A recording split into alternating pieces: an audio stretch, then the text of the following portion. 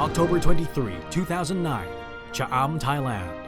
In accordance with the ASEAN Charter and reaffirming our commitment to international human rights, to which all ASEAN member states are parties, the ASEAN Intergovernmental Commission on Human Rights, or AICHR, was established. The AICHR is a consultative body with representatives selected by each of the ASEAN member states. The Commission is tasked to promote and protect human rights and fundamental freedoms to complement the building of an ASEAN community, advancing social justice for all ASEAN peoples, upholding international human rights principles and standards within the region, and pursuing a constructive and non-confrontational approach in its mission.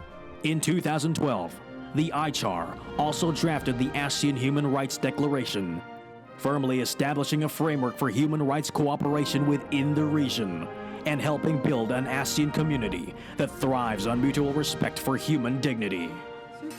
Celebrate ASEAN, 50 years of building. One vision, one identity, one community.